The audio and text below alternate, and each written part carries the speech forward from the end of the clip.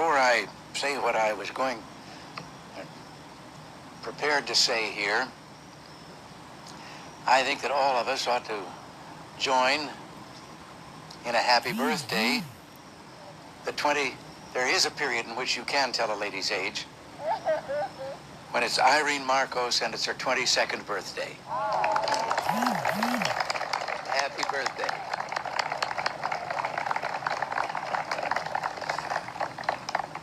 But tonight, we welcome old and good friends to the White House in a visit symbolic of the superb relationship between our two countries. It's a nostalgic occasion for us as well. Nancy and I often think of our 1969 visit to Manila when we first experienced that unexcelled Philippine hospitality as the guests of our guests here tonight. And the birthday girl was quite young and small at that time. Many things have changed in both countries since that time, but one thing remains constant: the basic nature of the Filipino-United States friendship. It remains solid. Both countries have worked hard over the years to maintain excellent cooperation in defense, foreign policy, refugee matters, economic assistance, and many other areas. And I pledge to you, President Marcos, that the United States will do its share to strengthen those ties in the 1930s. In the 1980s. I've been doing a little reminiscing at the table, forgive me. Yes, 1930s was my first job. We value the friendship of the Republic of the Philippines for many reasons, Mr. President. Our intertwined histories during the first 50 years of this century left its imprint on your institutions of government, your educational system, and your public services, such as public health. The widespread use of the English language is a result of that era. So is your flourishing free enterprise system. As important as our shared histories are our shared strategic interests, which span this entire century. In World War II, Filipinos and Americans fought and died together. And you yourself, Mr. President, played an unforgettably heroic part in that conflict. Coming out of that war, your generation and mine fully understood the need for collective security arrangements. Unfortunately, some of today's young people, blessed by decades of relative peace, may not have this understanding. I think it's our duty to impart our historical experience to them. Today, a strong defense alliance is a major factor in contributing to the security of the Philippines and to the maintenance of peace and security in Asia. With the next review of the Military Bases Agreement, which begins in 1983, we shall continue to modernize our security relationship to best serve our mutual security interests. Both of our economies depend on vigorous trade and investment. These ties remain strong, and your presence in Washington, Mr. President, has enabled us to conclude several outstanding economic matters. President Marcos, we have accomplished a great deal together over the years. We will all do more in the years to come. Common determination to achieve a better life doesn't mean that we need to be alike. We need only to treat one another in a spirit of generosity and mutual respect. If we do that, our continuing commitment to one another, resting as it does on many years of close relations, will be solid now and for the future.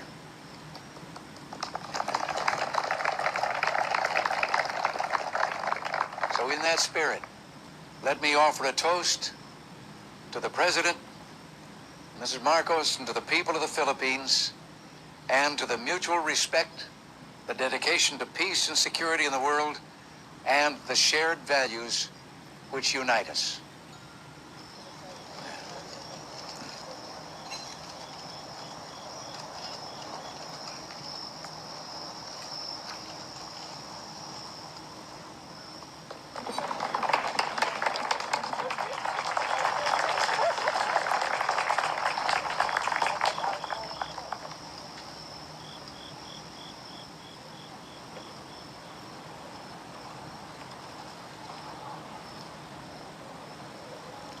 Mr. President and Mrs. Reagan, distinguished guests, my friends.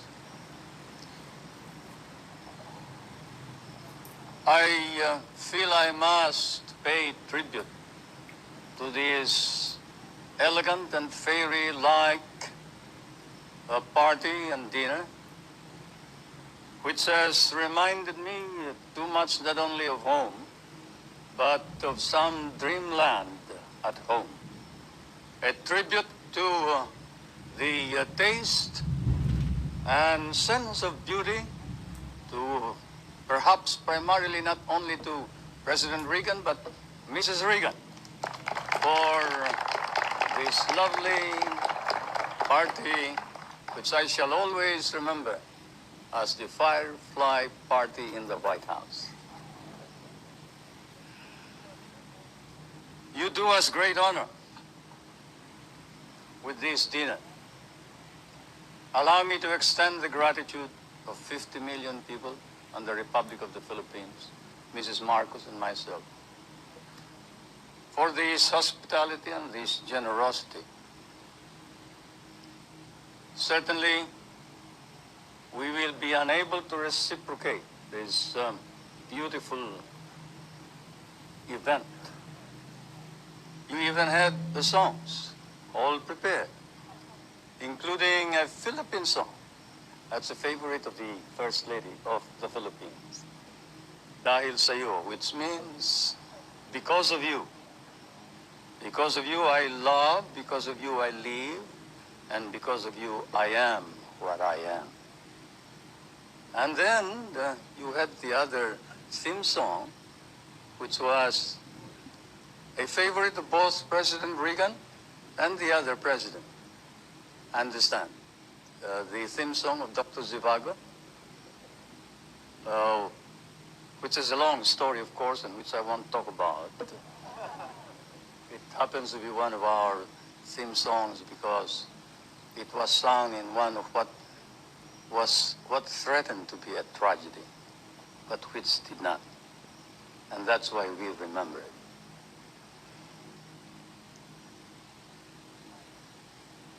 Tonight, the Philippines once again is obligated to you, Mr. President, for your kind and generous words. And the periods of difficulty, and perhaps therefore it is not too rash to say that it is proper to use the appellation friendship between the American and the Filipino. That friendship, that abiding friendship, we cherish and cherish deeply.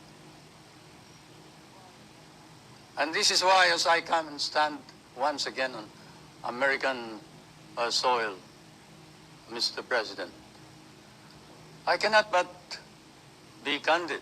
I would not be candid if I did not speak to of those misunderstandings and the adversities which we have faced together.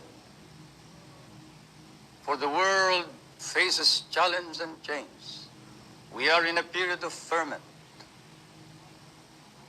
As one of your great writers has said, you have passed through a period of torment, an ordeal, perhaps of tragedy, as you experienced the assassination of some of your American leaders, constitutional crisis in the presidency, the trauma of Vietnam, and occasionally doubts about your own capability. Certainly, as we look around in Asia, the countries of that part of the world are marked, and often there is fear that perhaps does not weary, that America is firm and resolute.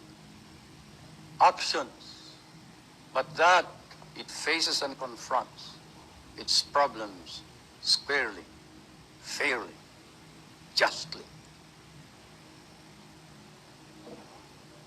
As I stand on American soil and I see the doubts rising in Asia, I see another phenomenon that clears my mind. It is the phenomenon of an American nation led by a new leadership, earnestly exerting heroic efforts in order to stop the slide and the loss of prestige of American leadership throughout the world. Yes, Mr. President, out of the dark, out of the shadows of the decline in even respect for America and decline for her leadership, there is a rising and emerging a new America, not only in Asia, but perhaps throughout the world.